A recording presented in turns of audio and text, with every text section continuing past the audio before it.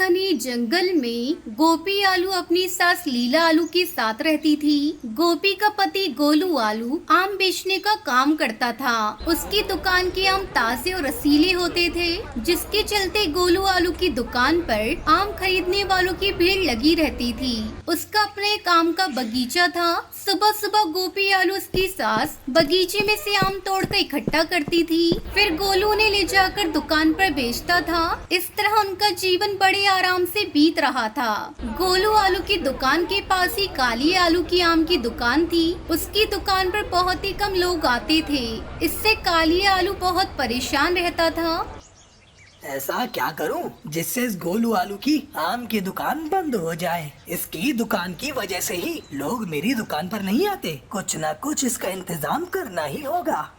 ऐसा सोचकर कालिया आलू गोलू आलू के आम के बगीचे के चारों ओर जहर मिला देता है। जहर की वजह से उसके आम के बगीचे खराब हो जाते हैं। उसके पास सुबह सुबह गोपी आलू बगीचे में जाती है तो वहाँ का नजारा देखकर चिल्लाने लगती है।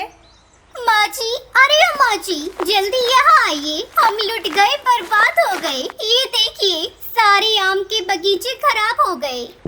गोपी आलू के चिल्लाने की आवाज सुनकर गोलू आलू वहाँ आ जाता है। ये सब कैसे हो गया गोपी? कल रात तो मैंने इन्हें अच्छे से पानी में भिगो दिया था। इस तरह कई दिन गुजर जाते हैं। अब आम के पेड़ खराब होने की वजह से गोलू आलू की दुकान बंद हो जाती है। ये देखकर काली आलू बहुत ही खुश होता है।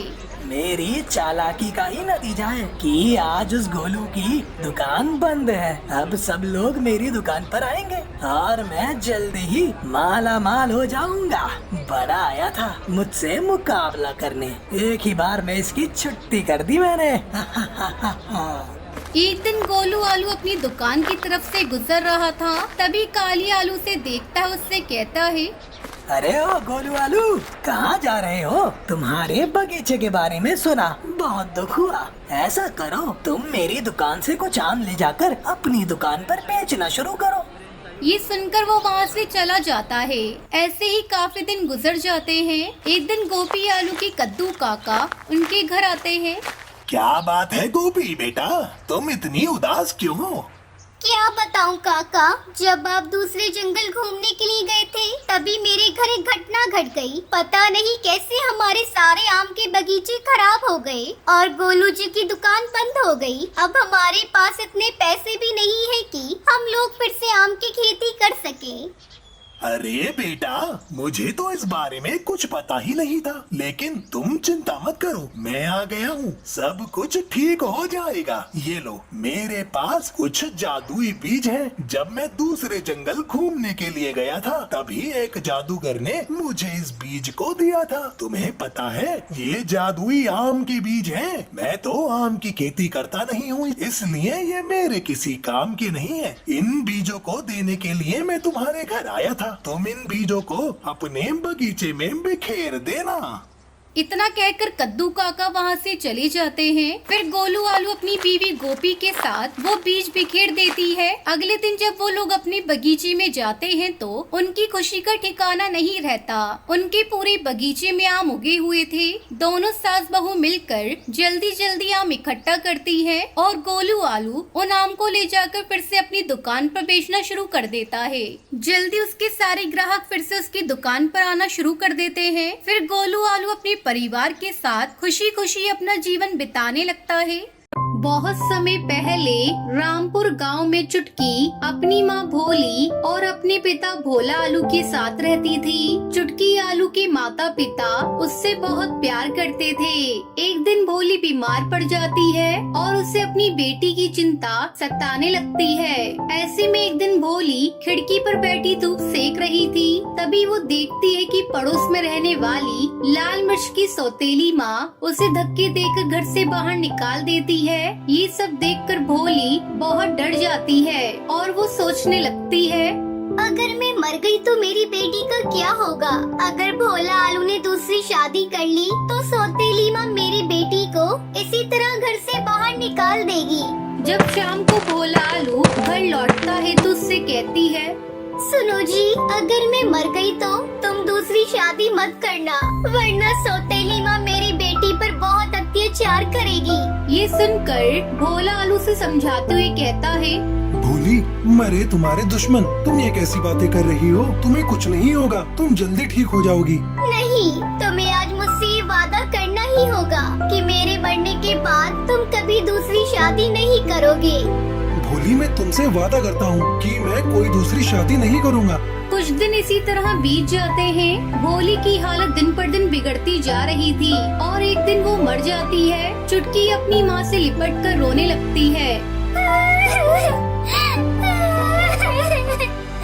उठो ना माँ, तुम उठ क्यों नहीं रही हो? माँ कुछ तो बोलो, अपनी बेटी को इस तरह छोड़कर कहाँ चली गई माँ?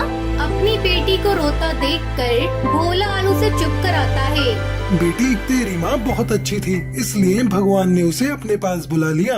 अब भोला आलू अपनी बेटी का ध्यान रखता है और फिर काम पर चला जाता था। एक दिन उसके घर कद्दू आता है और उससे कहता है, तुम कब तक भाभी के गम में इस तरह डूबे रहोगे? मेरी मानो तो तुम दूसरी शादी कर लो। चुटकी बिटिया अभी बहुत छोटी है, उसे माँ की जरूरत है। कद्दू भोला आलू को बहुत समझाता है।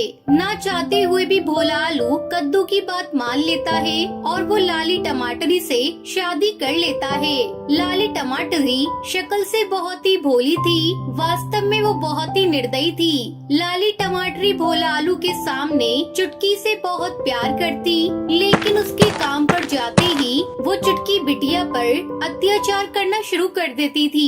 एक दिन वो चुटकी से कहती है, अरे ओ महारानी, चल उठा ये झाड़ू और कमरे में झाड़ू लगा, फिर आकर मेरे पैर दबा और खबरदार, अगर तूने अपने बाप से कुछ कहा तो तेरी बोटी बोटी काट कर चील को खिला दूंगी। तेरे बाप को पता भी नहीं चलेगा।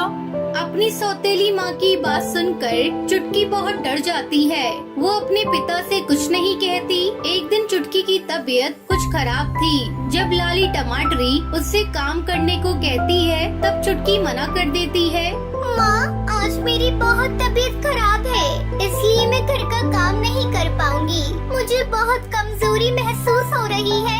चुटकी की ये बातें सुनकर लाली गुस्से से लाल हो जाती है और उसे पीटने लगती है और उसे घर से बाहर धक्का देकर निकाल देती है। उसी समय भोला आलू किसी काम से वापस अपने घर आ रहा था। जब वो लाली टमाटरी की हरकत देखता है तो गुस्से से आग बबूला हो जाता है और वो लाली टमाटरी से कहता है, लाली टमाटरी, मैंने अपनी बेटी के लिए तुमसे शादी की थी। तुम तो मेरी बेटी के साथ बहुत बुरा बर्ताव करते हो। तुम अभी और इसी वक्त मेरे घर से बाहर निकल जाओ।